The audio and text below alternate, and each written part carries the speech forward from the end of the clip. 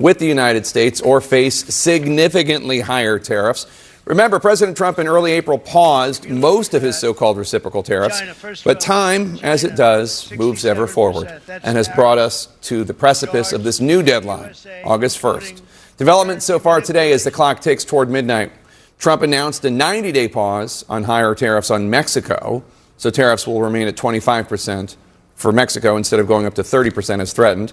And while Trump this week did lock down a majorly important trade agreement with the European Union, there are many other countries who, as of now, remain deal-less.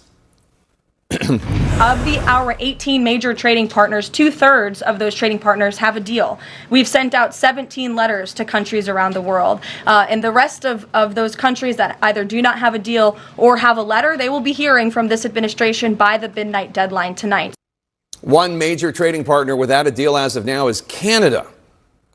Trump saying on Truth Social today that Canada's decision to recognize a Palestinian state, quote, will make it very hard for us to make a trade deal with them. Oh, Canada.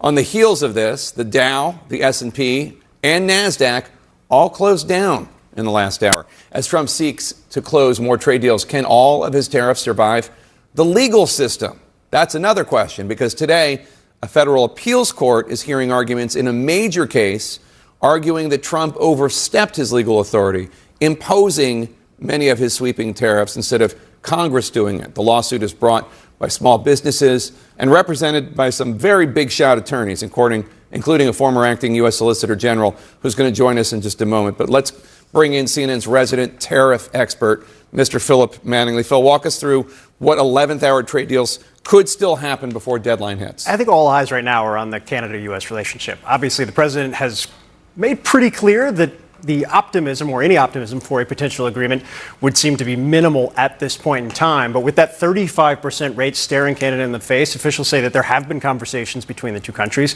How that actually plays out in the 7-ish hours we have until the deadline, I think remains an open question. Also keeping an eye right now, obviously Mexico has been dealt with, at least given another 90 days with the tariffs that were already in place. China has another week before their delay needs to be extended. That extension is expected, but Trump hasn't actually weighed in yet. One of the interesting elements here, Jake, is even for the major partners that have made deals and for the 150 plus other countries that are just waiting for some semblance of a sign about whether they're going to get a 10% universal tariff that Trump initially announced and was never delayed, or some other number, how it actually gets implemented.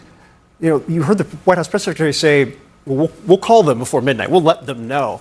The president actually has to sign something to put them into place at 12:01 a.m. I was talking to a major importer earlier, said it's a really messy time right now because a lot of these countries don't know what their rate will be, haven't been told anything from the administration. The rush of last-minute efforts to clinch deals with the president from delegations from other countries has actually made it a little bit of a more complicated process, given Trump a lot of leverage, but nobody's really sure how this is going to land by midnight. Yeah, the chaos, of course, is a feature, not a bug. Absolutely. Phil, what have been some of the practical effects of tariffs on big companies that we've seen so far?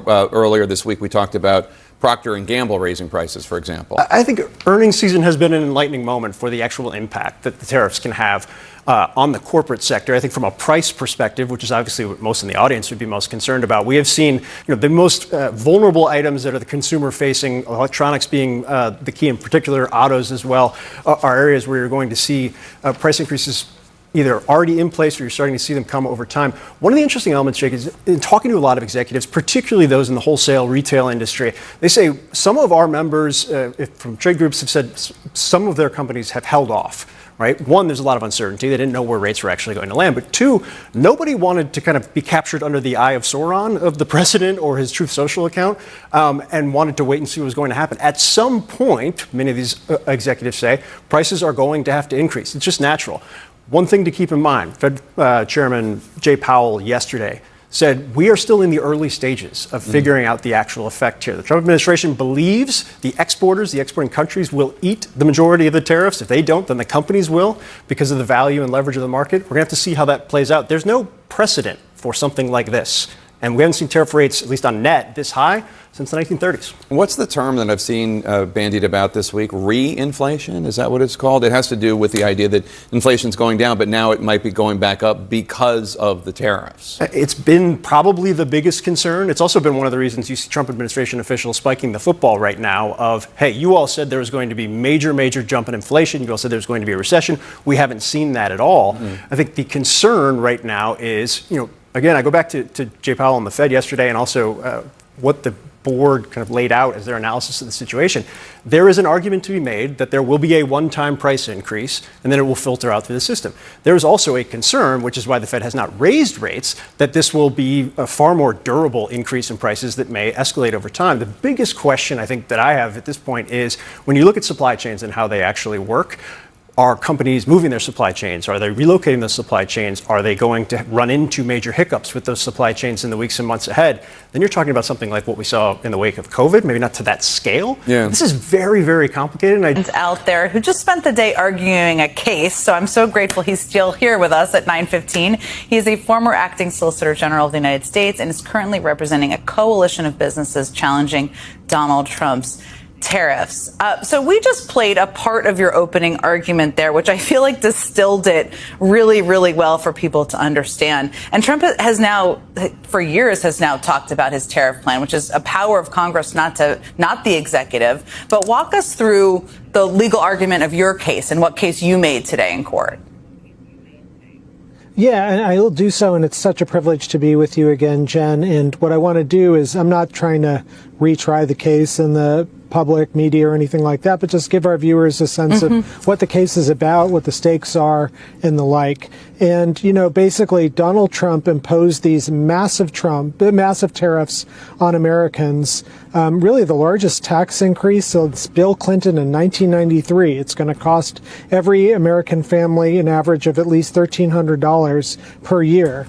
And he did this on his own say-so, without going to Congress, without a whiff of congressional debate, none of it. And what we argued in court today on behalf of small businesses across America and supported by entities as diverse as the U.S. Chamber of Commerce and, members of Congress and the like, is that that's not our constitutional system.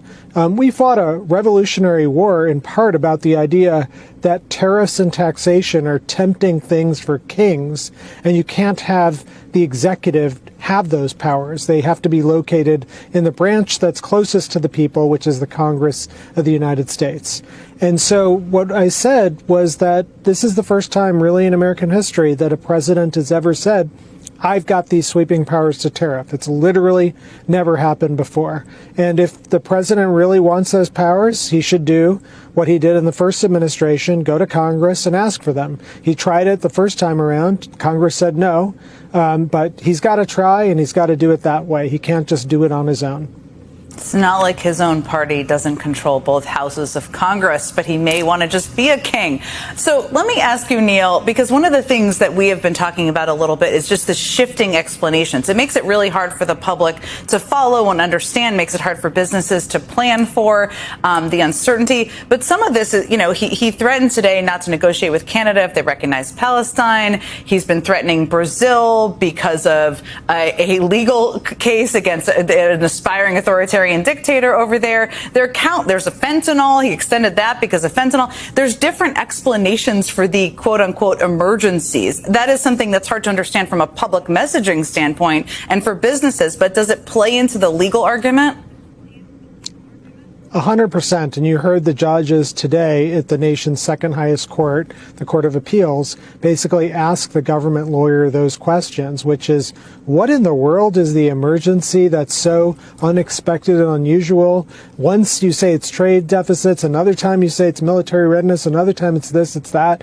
It reminds me of, those shell games that you see being played on the streets where, people are constantly moving what's under the shell. And that appears to be what's been happening here. And I do think it causes a grave amount of concern. I mean, maybe in the most extreme circumstance, Jen, in which Congress isn't able to act and you have some new sudden emergency that you want to give the president some powers.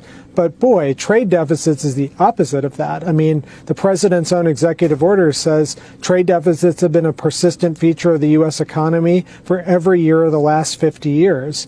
And the law that he's invoking to try and impose tariffs, which, as you said to our viewers, and you showed the questions from the judges, the law doesn't even mention tariffs. The one thing it does mention is that the president must identify an unusual and extraordinary threat.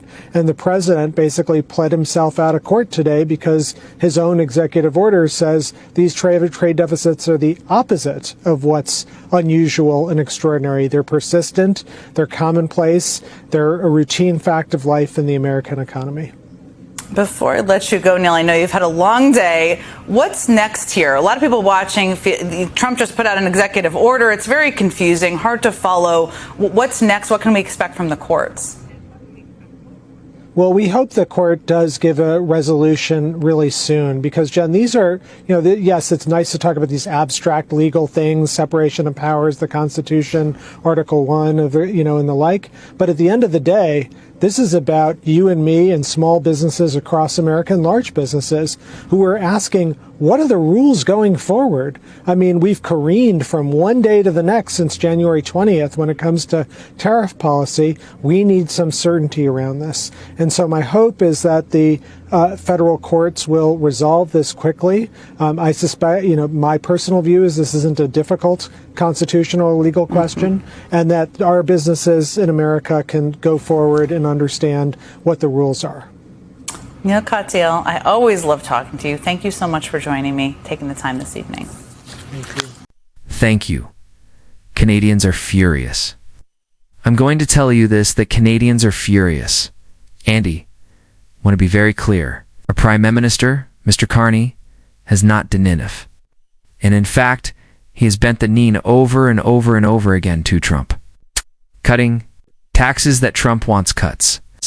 Helping Trump with his Iran lies. Helping Trump with his Golden Dome. Dumb idea. It's not our government that's been effectively fighting back against Trump. It's the Canadian people. It's the Canadian people that have been buying different, shopping different. It's Canadian people that haven't been going to the States. Guys, we are getting so many commercials in Canada with U.S. states. Blue states, purple states, the country in general begging Canadians to come back. Vegas is struggling. It's not just Canada. Other countries aren't visiting as much, but many places are struggling specificalibus. Canadians do not visit. So normally Canadians do visit the U.S. But whether it's for business or pleasure, EOR2. Visit family or what have you, Canadians aren't going as much. Oh. 1, because we want to boycott Donald Trump's actions. And 2, because Canadians don't feel safe. They feel like ICE is going to throw them in an El Salvadorian jail. And I know that. Sounds absurd. 6 months ago, you'd be like, that's absurd. But that's the world we live in. So Canadians are fighting back. And Canadians know that unless Carna bends the knee again, Trump is banned from Canada. Shouldn't have been allowed in the first place. Evicted Flins can't just come in unless they get specific permission from the government to enter each and every time. Trump is banned from Canada as a convicted felon. And yet our government let him in. And there they have to not let him in next time. Actual progressives in Canada, the NDP, were demanding him not be let in because we want our laws respected. The Canadian government needs to stop giving Trump what he wants. They gave him the tax cut on American billionaire corporation sand. Then Trump did this anyway. The Canadian people are the ones fighting Gand. The government needs to get strong like they.